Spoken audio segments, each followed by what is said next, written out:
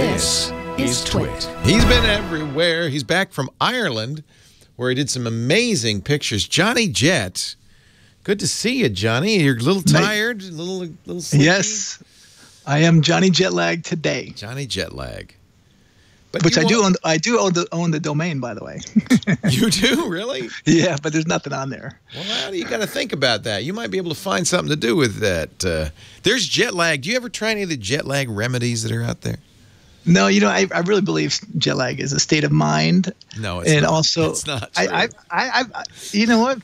Ask these guys. They're here from Australia. They're going, no, it is not. How long have you been in the States? 2 weeks. Oh, so you got over it, but it took about a week, I bet, to get over it, right? Yeah, a few days. Yeah. Fly out tonight, back to Perth. Oh, he's going back to Perth tonight. Oof.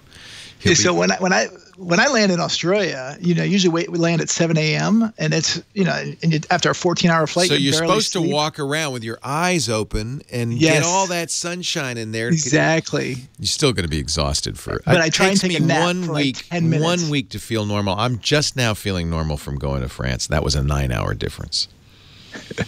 It takes time. It takes time. I'm in perpetual jet lag. I mean, that's true. So. You travel a lot.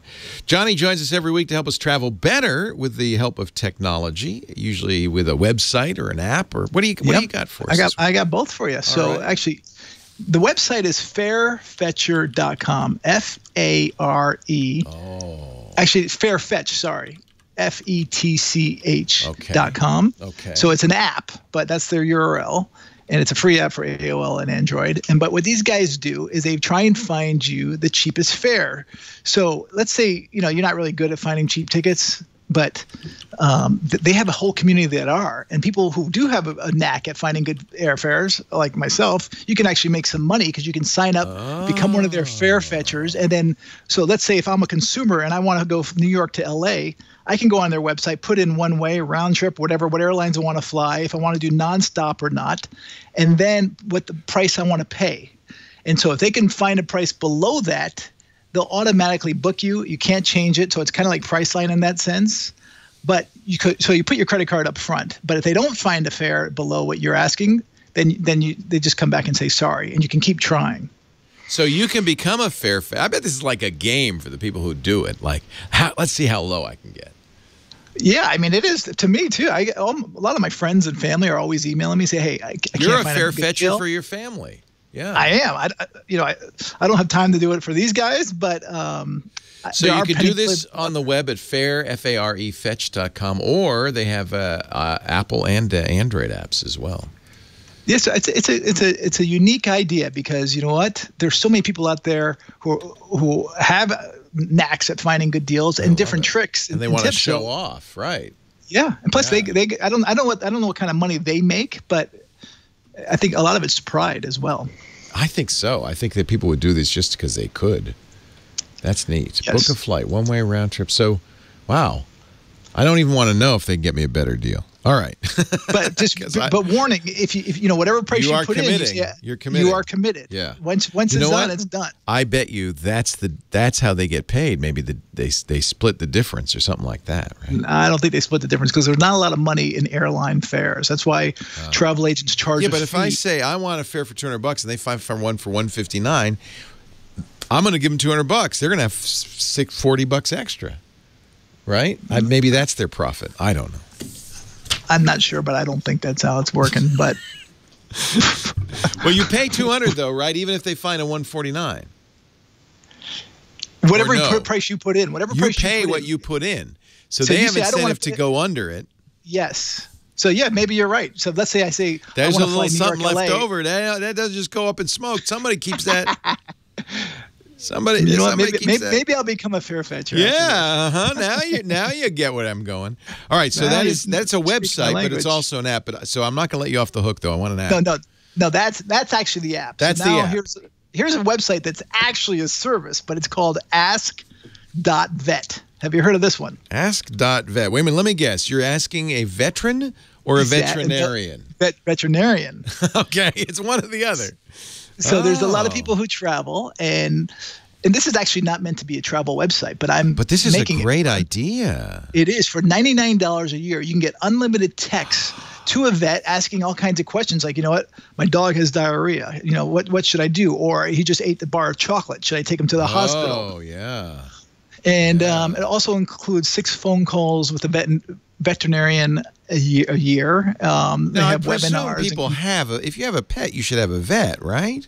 Yeah, but you know, taking it to the vet every time costs money, and sometimes, most of the time, you know, you don't really need to take it to the vet. So if you can quickly text somebody and say, hey, should I be bringing this to the vet, bringing my animal to the vet? Yeah. Yes or no, and you know, they will let you know. Ask.vet, which, by the way, is a very good domain name. It is. Ask.vet. Or you can text vet to 67076. And tell them your concern. I agree. This may not bill itself as a travel site, but when you're traveling, you don't have access to your vet. Exactly. That was my thinking. Someone told me about it. I don't have a dog or a cat. And no, you have a child. That's more than enough. But you know, there are a lot of physician systems like this too, where you can have a physician on call via text and Skype. Right. And you know, speaking about physicians, you know, I go to a dermatologist all the time because I had a skin cancer scare. That's right. And a couple of times I've gone to the doctors or different ones, and they give me totally different. I know. You know, and I don't understand why there's not a website out there where, you know, patients or doctors can upload photos of, like, say, a skin cancer. I bet there is. Folks, find it and give it to Johnny Jet. You won't get any money, but you'll have eternal glory when he mentions your name on his website. But it should be universal because there's so many different... Yeah, dermatology.vet. No, that's wrong. Huh? HIPAA. Oh, no, you can do it. You can give up your rights. John is saying, they wouldn't do that because of patient privacy. But if you're the patient, you can do anything you want. Plus, you don't even need to say what your name is. Just say, hey. Hey, what's this? Or the doctor should be worried? Asking a whole bunch of doctors saying, hey, what do you think this is? And get a general consensus. Oh, wait a minute. Alex C. says, just do it at Reddit. You'll get many opinions. Yeah, you'll get a lot of opinions there. JohnnyJet.com. That's his website. A good place to go for great articles. Johnny's always posting. He has a travel newsletter, has numerous travel newsletters, and has fare finders and all sorts of stuff. It is the ultimate site. If you're a traveler, you've got to bookmark that. And if you like looking at great pictures, Johnny's on Instagram at JohnnyJet. He tweets all the time. In fact, he tweets all the links of the things he talks about on this show at his Twitter account at JohnnyJet. And he's also, can people follow you on Facebook, or is that your private page? No, I have a private and a personal. So there's a public page. And a public page. It's JohnnyJet 747, which is actually retiring. The United one's retiring November 7th, and I'm going to be on that flight. We had somebody in studio the other day who was on was it the last Delta 747? Local 747. I mean national, right? Because they don't use the jumbo jets. Yep, just Delta and United were using the 747, but the last one with United's retiring. I'm a fan, I got to say, of the new A380s, the Airbuses. Those are big planes. A350. They're beautiful plane. You like the 350 too? I'll have to try. I don't think I've been on that one. I have to try it. Johnny Jet. See, he's a travel guru.